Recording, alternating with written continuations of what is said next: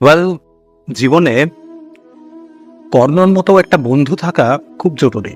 আমরা ছাত্র জীবনে এরকম প্রচুর বন্ধুদের সঙ্গে সঙ্গ করি, পরে বুঝতে পারি যে তাদের সঙ্গে বন্ধুত্ব করা খুব একটা ঠিক হয়নি।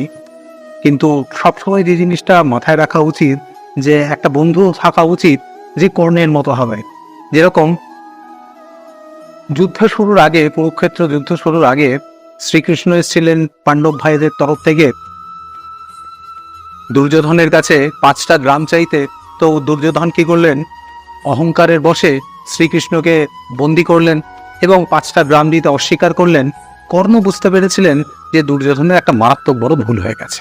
দৌড়ে গেলেন শ্রীকৃষ্ণের কাছে। কর্ণ বললেন যে আমার বন্ধুর ভুল হয়ে গেছে, মাধব আমার বন্ধুকে ক্ষমা করে দিন।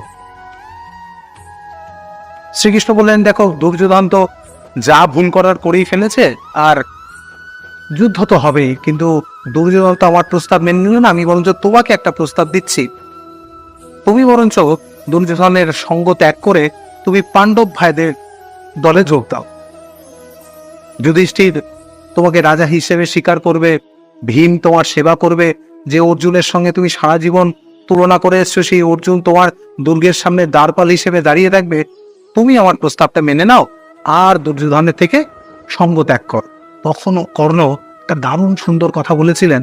বললেন যে মাধব, আপনি যদি দেবরাজ ইন্দ্রের সিংহাসনও নিয়ে এসে আমার চরণে রেখে দেন, তাও আমি আজ দুর্যোধনের সঙ্গ ত্যাগ করতে পারবো না।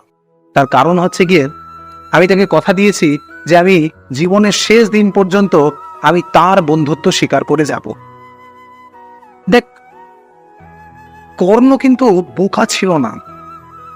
সে তার বন্ধুর জন্য ভগবানের সঙ্গে, সাক্ষাৎ ভগবানের সঙ্গে যুদ্ধ করতে চলে গেছে। কর্ণ কখনোই বোকা ছিল না, কিন্তু তার কাছে সব থেকে গুরুত্বপূর্ণ জিনিসটা ছিল তার বন্ধুত্ব, তার মিত্রতা। তো দ্যাটস ওয়াই, যদি আমাদের জীবনে সাফল্য পেতে হয়, এই সাফল্যের চূড়োতে তো দেখ 10 জন, 20 জন, 25 জন নিয়ে তো যাওয়া যায় না। ওই যদি একটা দুটো কর্ণের মতো বন্ধু আমাদের জীবনে পাওয়া যায়, তাহলেই জীবন সার্থক।